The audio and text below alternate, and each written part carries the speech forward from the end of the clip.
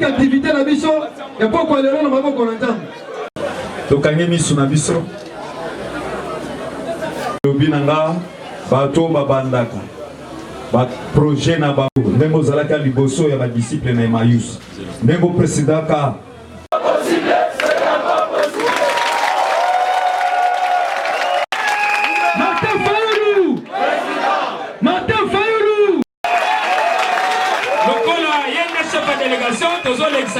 micro, aïe, ça vient Samonini, à même.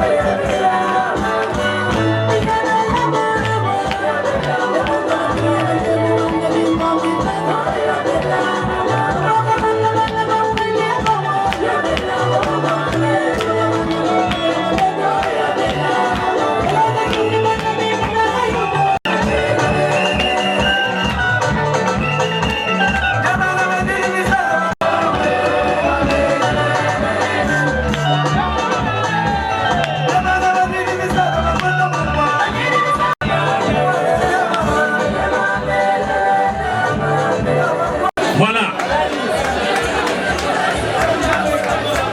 150 candidats députés provinciaux. Tout sali campagne. Bayepsinga que Keba Kaluka Puna Kolekisata na Yopamba. Na yebisi bango ke na prouver bien le contraire. Alors, CENI a publié par résultat. Parmi les 250 candidats au Badala Kiawanangalia na provincial, Moutouabimi na bavoue belé koleka 250 nyonso Moutouali Bosso et Zalingaï. Outi na Kaluka. Yango Bandi Konangaï, tous allés na cour d'appel. Tous allés dans contentieux parce que na Tony Bango, je suis le meilleur élu. Ba député Nyos Oba proclamé, ata moko tazana ba voix nangai. Oyo seni ye moko a publié. Alors, pourquoi je ne suis pas proclamé? Bah, il me dit, on a un problème, il y a seuil. Tous les avocats, bazakuna. Il y a au moins silence. Na koya. Et puis maman ben, et puis maman l'amour, na koya pour remercier Bino.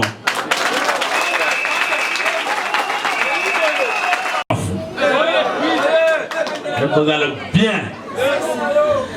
Alors, l'élo toyé pour que tu redynamises parti la biso.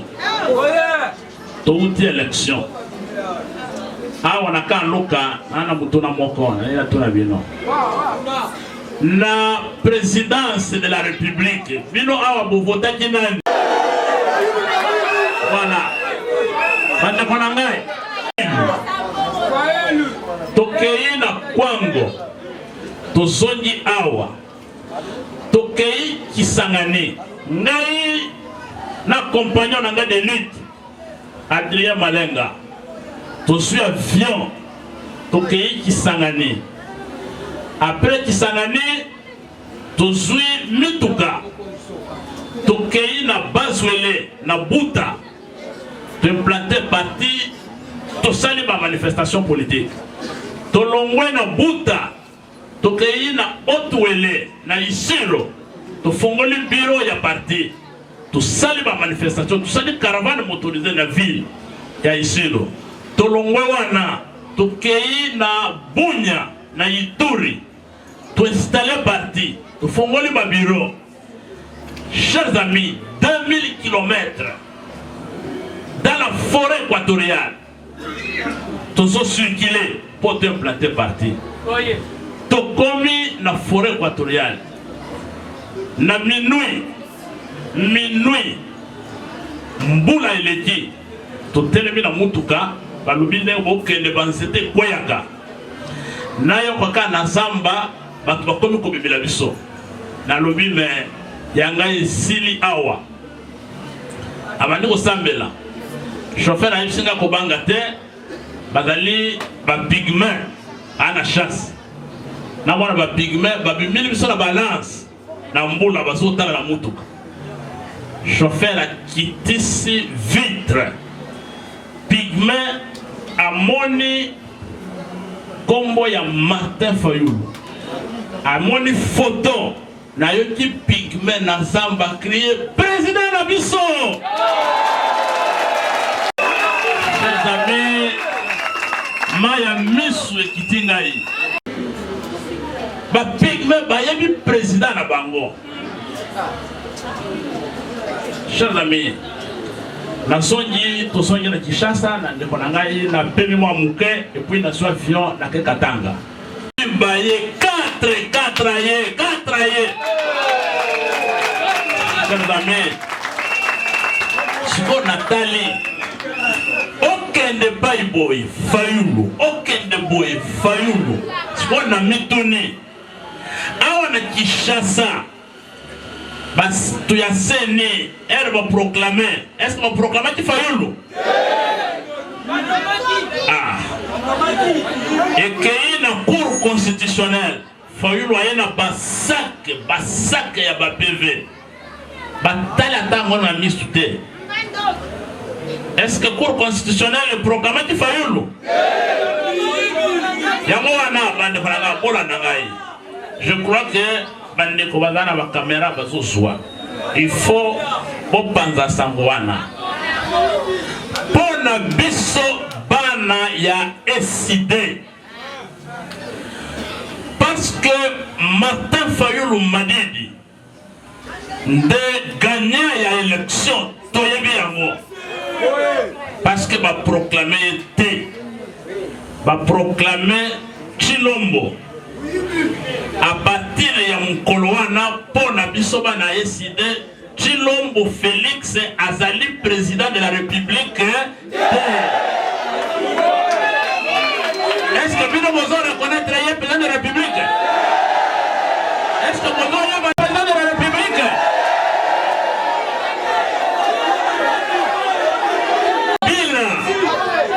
Kabila a yibi victoire ya peuple. Elle a yibi victoire ya peuple. À sentir que Mukumba est l'équipe Makasi. Pression, voilà nangai. Pression au niveau national, niveau international. C'est Kabila ceux qui ont métier qu'on soit pouvoir au PC Chadari, Bakukangayo. Kabila Bandi. Ensuite, et l'autre Moyebi. A Pessi Ndekonabiso. Ndekonabiso au lieu à Boya. Andimi comme Mukumba ya Moyebi. Soki au memi Mukumba ya Moyebi. Au combinane? Voilà pourquoi, Suivez-moi. Oyo biso tozo bunda. Ekita, emata. Tokotika jamais mboka oyo na maboko ya miyibi. Yango wana ola nangai. Mokile mobimba batuni président Martin Fayulu. Tokosala ndengeni. Martin Fayulu a proposé plan naye ya sortie de crise. Que pour nangai tosala boye. Plan wana ezali na ba service nyonso awa eza na poto eza partout. Topesi bango mois de juin jusqu'à fin mois de juin. Ce qui est réponse na plan ya commandant du peuple oyo apesaki pour que tosi de cette crise appliquer yango te à partir du mois de juillet. Il faut tout banda action sur le terrain. Il faut tout banda action parce que ouais yango wana Tshilombo a lobby a gagné l'élection. Toyebisie oza mwana ya musala ya Kabila. Azui masque elongi na ye a déficit Kabila. Sinon soki ozotala boye omona Tshilombo. C'est parce que petit biso violence. Mais soki ozwi machette okatika elongi boye ba Kabila bimi.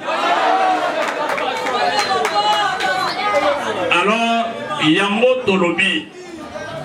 Bolandaki débat le kaki lobby l'Assemblée nationale.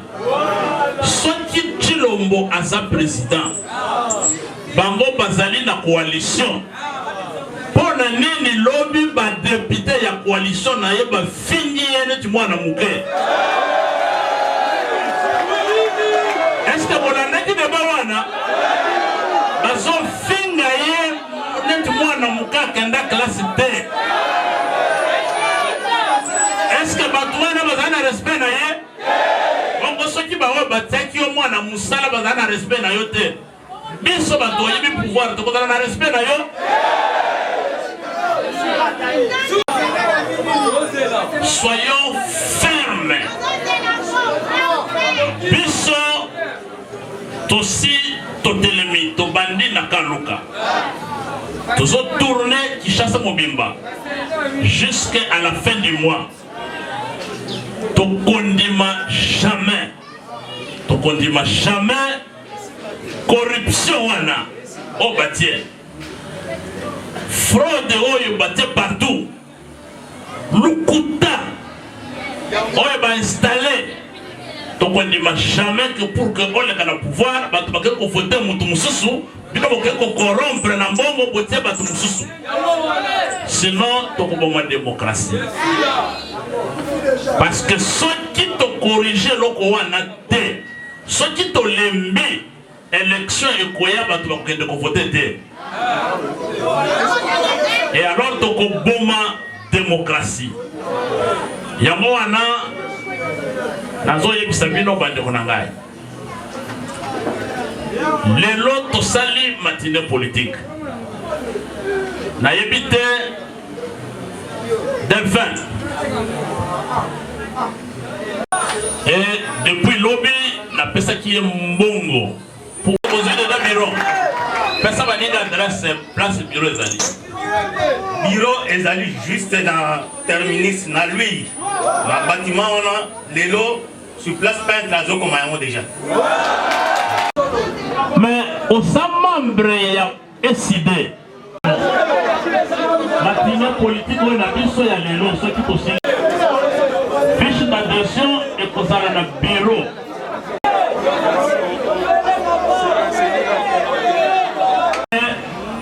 Mais ezali dendeli Katumbi de coordinateur na muka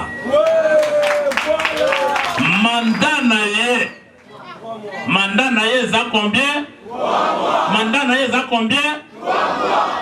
Assis déjà à consommer 1 mois et demi. etikali un mois na ndambu atika place mutu akozwa après Moïse Katumbi ezali ndeko na biso Jean-Pierre Bemba.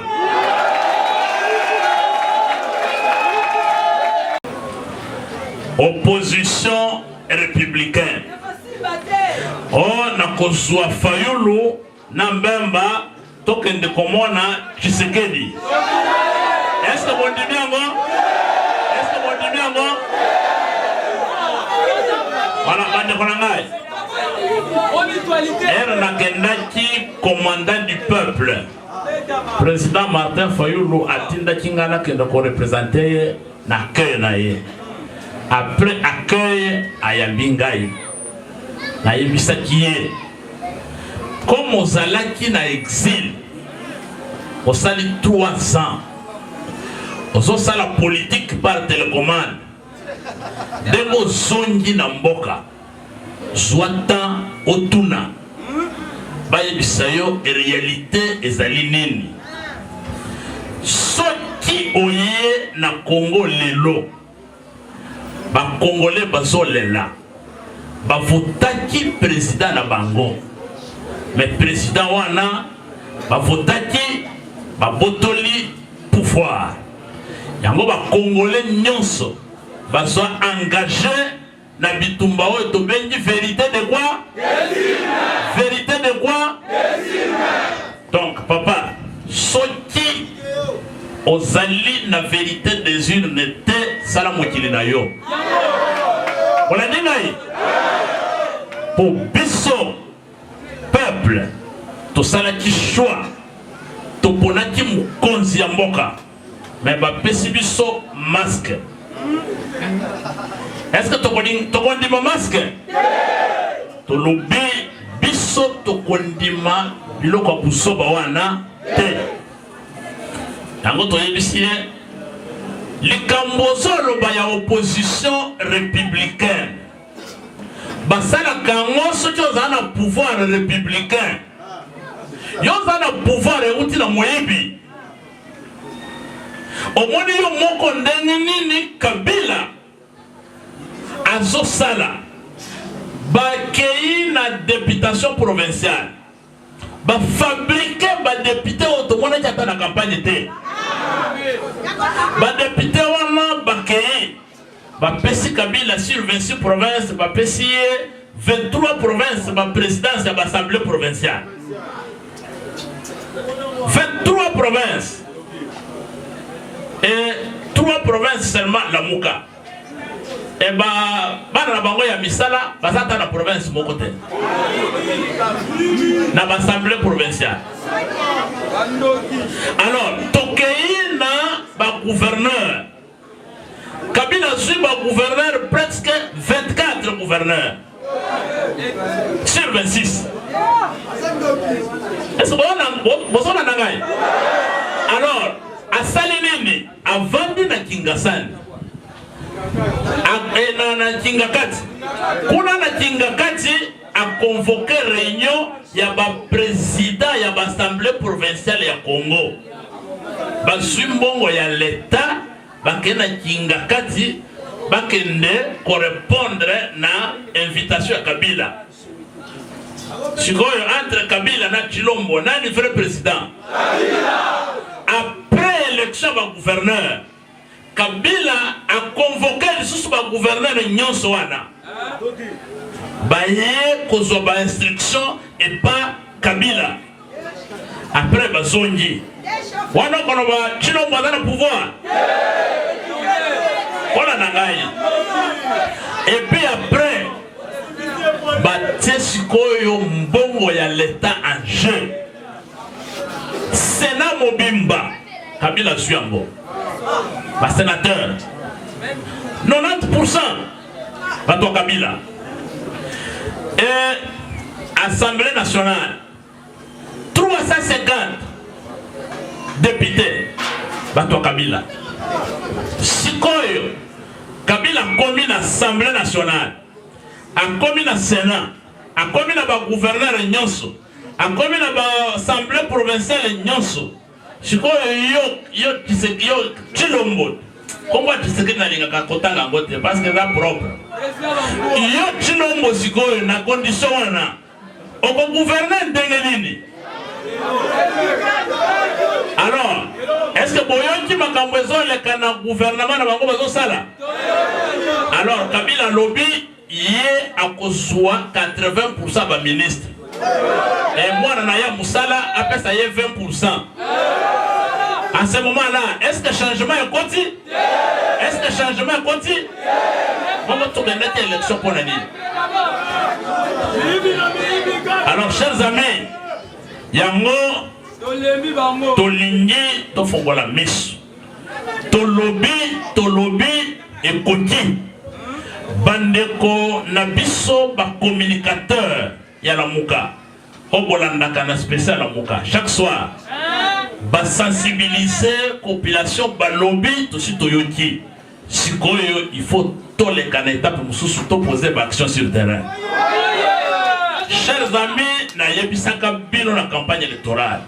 Ce qui to délimité to bandi action pour que to bengana ba mibi ba vandi na pouvoir. Ce qui to délimité après une année bon on a comment ba pick-up ya pembe zo ya na ba parcelle maman kota au côté oh papa kota oh bana ba bimi papa zo kindo wapi bon bana kona papa basi batekiye toke est-ce que bon kondi ma bateka biso il faut totalement bolanda awa tozana moi chance muke mais bande kona biso kuna na este na este bayana bitumba ya ba Rwandais ba Burundais na ba Ugandais bayeba créer sécurité bana mibali ba mama ba kimi erbo kimi ba Rwandais ba Ugandais bayewana ba vandi et soki olingo songa bakati mutu donc soki okayi na Sud Kivu na Nord Kivu tina Ituri territoire na biso bazo benga na bandeko na biso bapaya bazo s'installer mboka na biso bazo tekango muke 350 km. Alors yango bozo yoka kuna ezalaki adaf na lu et comme lelo ba islamiste et puis l'autre comme Ebola. Ebola a déjà plus de 2000 personnes. Basoro bangote. Alors, yango wana bande kona biso bazo kufa kuna makile zo tanga. Et puis bomoni les bébés ya papa Tshisekedi Kagame aye comme un roi baso betale maboko. Est-ce que ça est singo wana? Comment bande kona biso bazo nyokwama pona batuana babo mabiso ya na Kinshasa hôtel tapis rouge a communauté au roi de Belge na mboka na biso jamais biso tozali basoba te tozali bato il faut tous avoir la sens il y a révolution ce qui to sali soulèvement populaire te ce qui to délimité chers amis, to kozala ba esclave na mboka na biso. Yango wana to bandi ba matinée politique oyo. Batu baso luka mot d'ordre. Bo se préparer sur terrain. Elle to ko banda ba action. Et ça ba action que bo bandi 7h et si 9h. Non, to ko bimba journée mo bimba to bimi tous les quartiers. Toute la ville. Jusqu'à ce que tu connais un changement et côté. Est-ce que vous l'avez dit? Est-ce que vous l'entendez bien? Voilà. Bande Konangaï, bon, kota na parti, bon, adhérer na parti na biso et comme parti mounene. Lelo to komi na 24 provinces sur 26.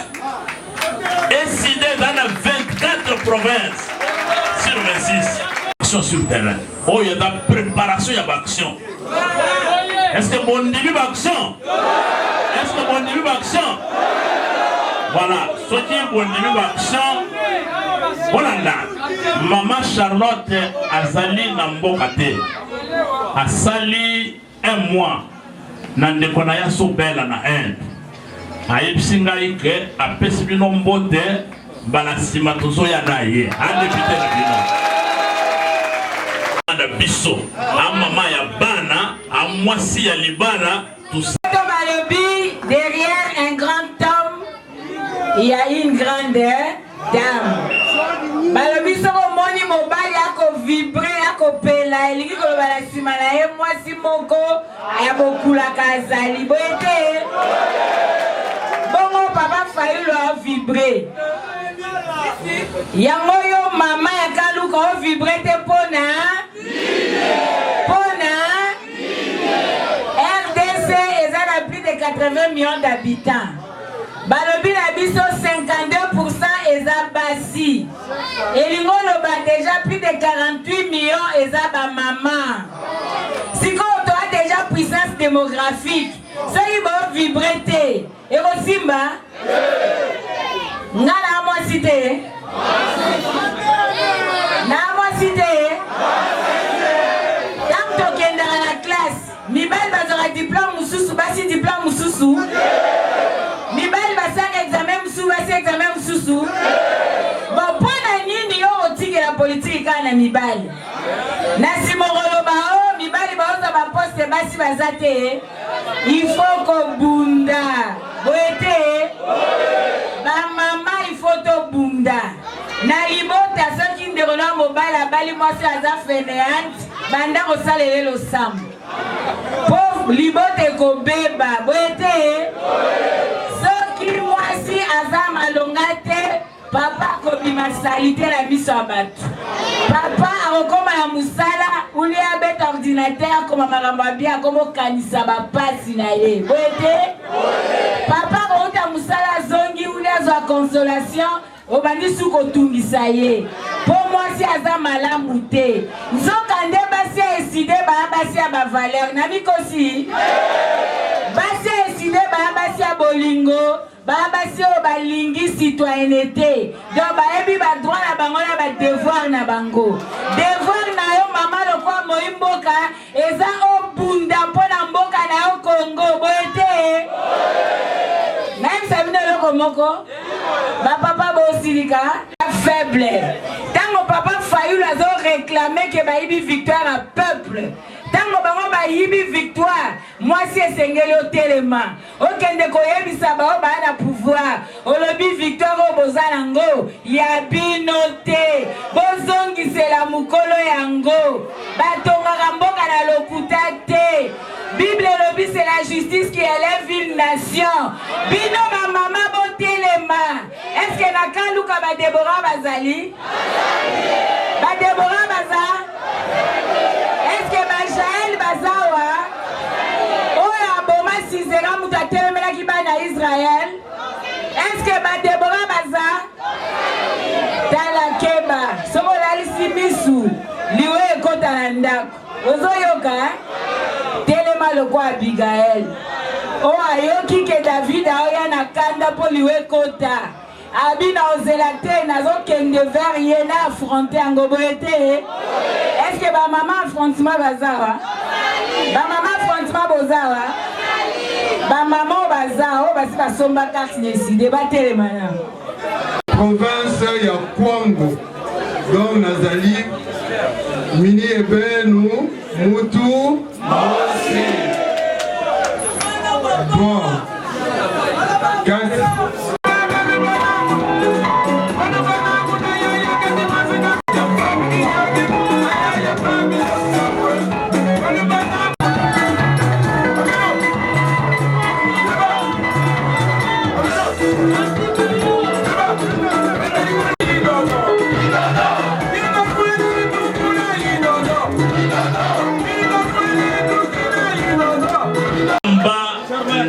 Bisso Jean-Pierre Bemba.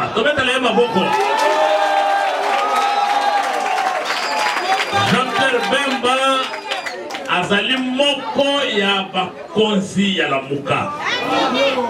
Oyebi la souffrance oyo amoni sikoyo a décidé à zonga à renforcer bitumba oto tozobona ndenge bona nanga bien biso bana ya SID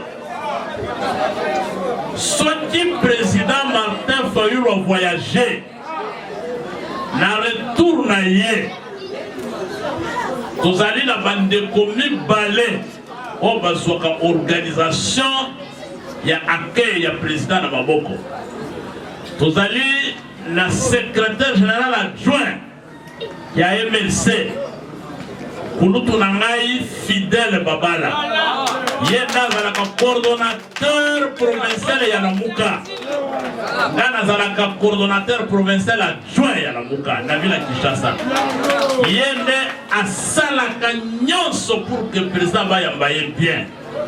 Est-ce que vous avez Moutou mibale azali la dame de fer Maman Bazaïba soki président azana voyage Maman Bazaïba akendaka liboso a préparé voyage a préparé mobilisation bomonaki na Kisangani et betaki batu KO mobilisation.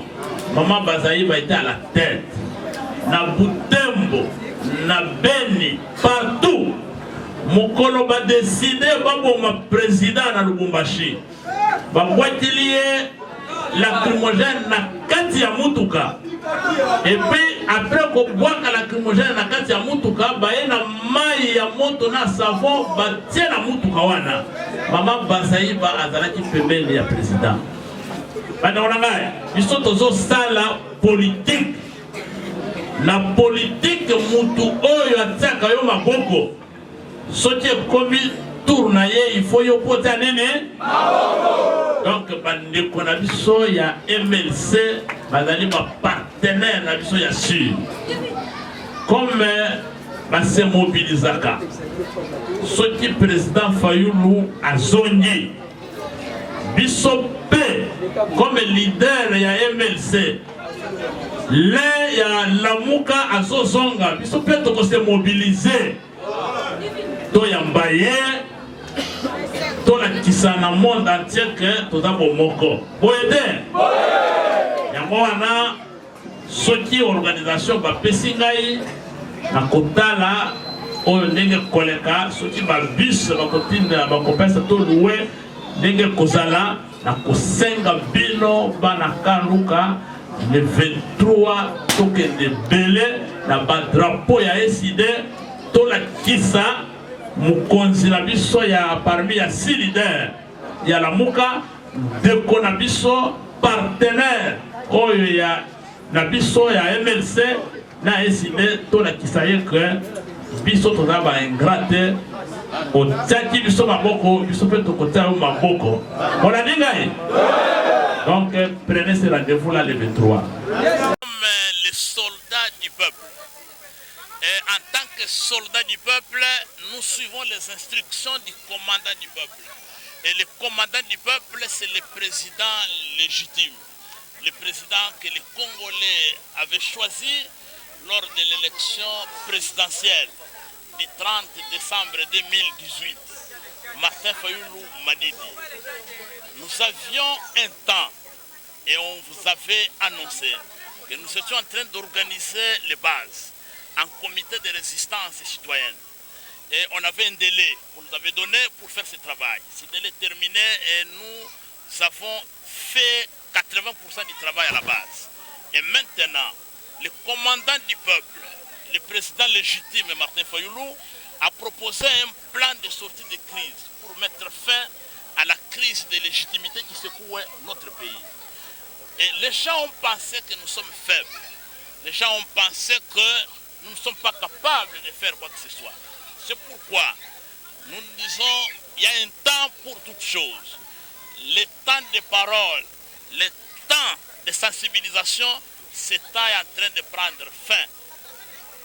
Bientôt, le commandant du peuple a annoncé que les actions vont être menées sur le terrain pour contraindre les fraudeurs, les voleurs de la victoire du peuple, de renoncer à ce vol, de renoncer à la victoire et de rendre la victoire au peuple congolais.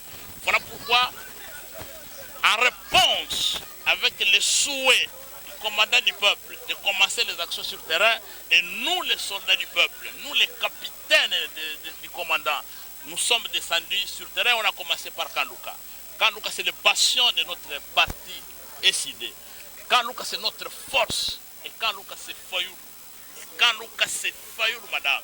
Et alors, nous avons commencé par ici et c'est une série.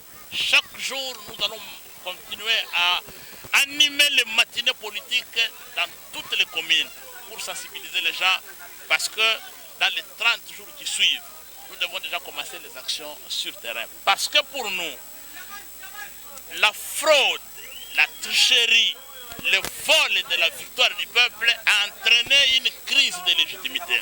Et cette crise de légitimité, le président l'a expliqué, a créé au sein de la population une résilience. Les gens ne sont pas favorables à un pouvoir ici de la fraude et du mensonge. Et voilà pourquoi nous nous disons, il faut mener les actions sur le terrain et ces actions, nous devons les préparer et c'est le travail que nous sommes en train de faire. Et au cours de cette matinée,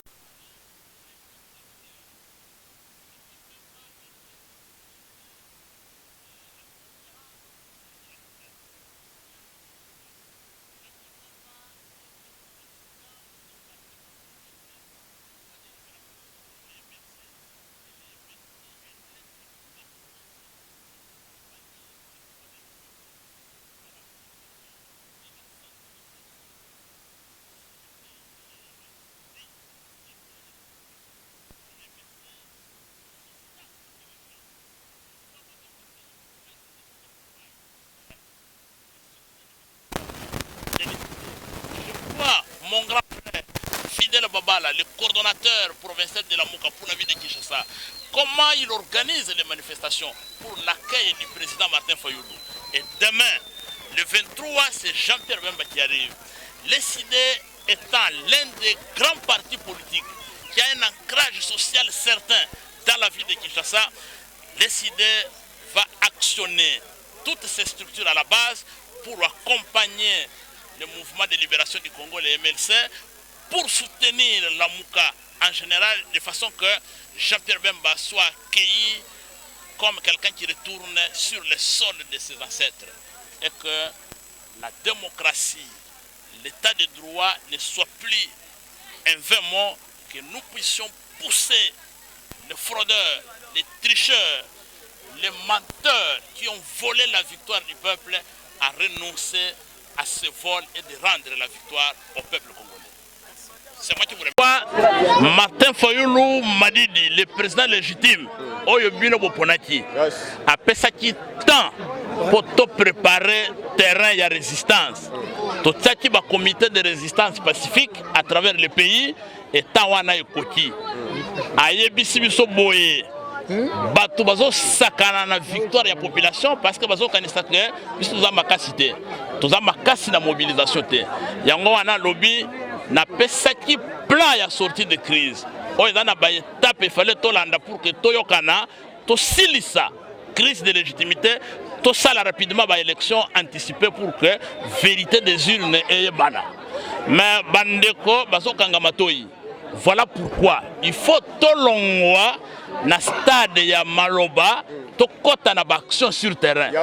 Yango zomona to telemi to bandi na Kanluka lobi to kozana na Ngaba après to kokende na Ntsele Kimbaseke Masina toutes les communes to préparer bande ko na biso pour que to telema.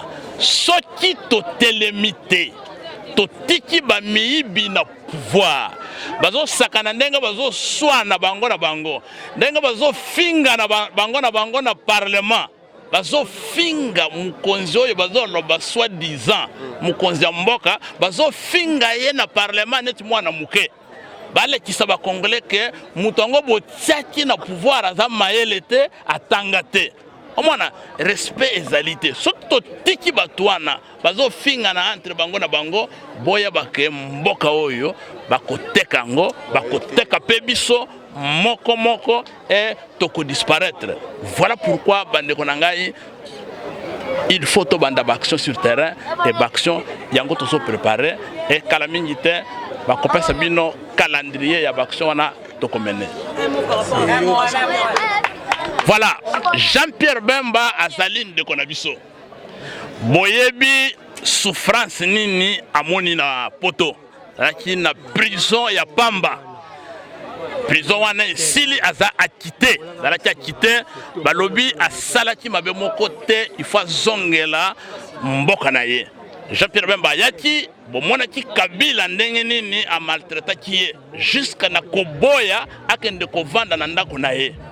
Azonga kimboka moment où il a décidé aya azonga kipoto moment où il a décidé aya yango biso bana ya décidé boyebi bien que ndeko na biso kulutu na biso coordonnateur provincial ya Lamuka Fidèle Babala ndasala ka organisation ya accueil ya président Martin Fayulu Maman Bazaïba la femme de fer ya MLC ya politique congolaise a tel makali bosso Martin Fayulu azolanda omoni bamboka nyonso ba ville nyonso ya est Mama Bazaïba bazali bosso mukolo balengi ba boma Martin Fayulu na Lubumbashi na Kalemi Mama Bazaïba za pembeni na ye bande ko wana batiaka biso maboko po président légitime atombo makende liboso lelo pe bazo yamba mukonzi na bango mukonzi pe ya biso parce que za moko ya basi leader ya Lamuka yango ba pesi biso instruction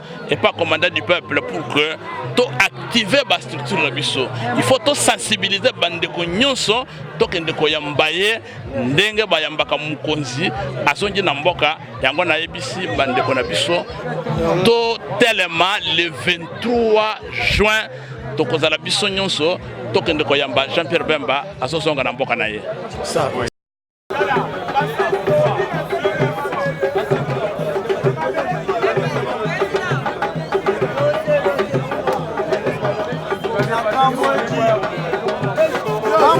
Kamwaji